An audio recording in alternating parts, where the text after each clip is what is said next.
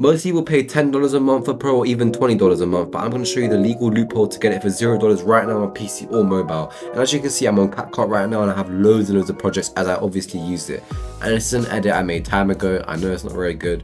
As you can see, this isn't like a pro feature obviously, because you need to generate auto captions. And as you can see right here, these auto captions, if you press generate, you can see right here that only one caption generates, because I don't really talk in this video, but I can add this pro feature and this pro feature and this pro feature, like add as many as you want, doesn't really matter. As you can see, this is some like dead video that I've done right here, so ignore the music.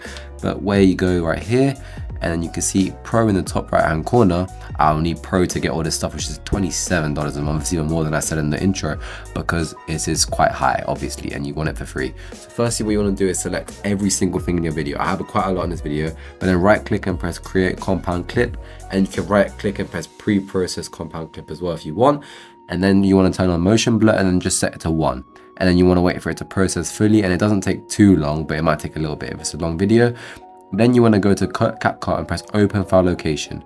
From here, you need to go app data, then local, or you can either just search up user data in the search menu at the top right there. And then you can press any of these. And then from here, you press user data, then cache. Then you want to see and just scroll down and find motion blur cache, and then you can just drag in this clip right here. And this clip is the exact same as this one, but this one you can actually export. And as you can see, if I press export, it will then work and you can export it. And this doesn't really need the pro part. Or you can press Windows R and then you can press local, then CapCut, then user data. Then if you scroll all the way down to projects and then you go here, then you can see all of your things. These are all videos I've made, and you just press resources and combination, and then it should be there for some videos and it's not there for other ones. But just look at every single section and you might even find the video on this one as well. And both these methods work very, very well.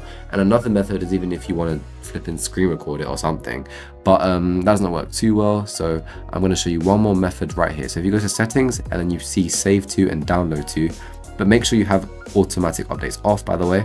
But make sure you go to your files and you can see all of your things right here, as these are where all your files save to.